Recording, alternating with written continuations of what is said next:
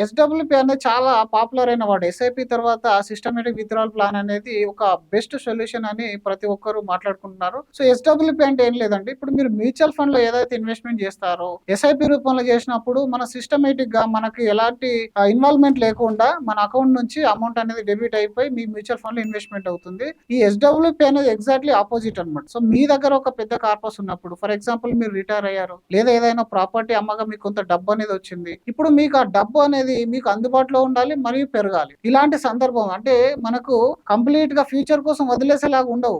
కొంత అవసరాలు ఎలా ఉంటుందనంటే మనకు ఎప్పుడు అవసరం పడుతుందో తెలియదు. సో, ఇలా మ్యూచువల్ ఫండ్ ఇన్వెస్ట్‌మెంట్ చేయడం వల్ల మనకందరికి తెలిసిందే కదా! ఎప్పుడంటే అప్పుడు మనం విత్‌డ్రాల్ చేసుకోవచ్చని. మరి ఎస్‌డబ్ల్యూపీ అనేది సెపరేట్ ఏంటి? అనేది చాలా మంది క్వెషన్. సో, మనకి ఎప్పుడైనా మీరు చూడండి పెద్ద పెద్ద అవసరాలనేటివి ఫర్ ఎగ్జాంపుల్ చిల్డ్రన్ ఎడ్యుకేషన్ గాని, మ్యారేజ్ గాని ఒక ఏజ్ వరకు మన దగ్గర ఉంటాయి. ఆ ఏజ్ తర్వాత మనకింకా రెగ్యులర్ పాసివ్ ఇన్‌కమ్ అనేది చాలా పెద్ద విషయం అయితుందన్నమాట.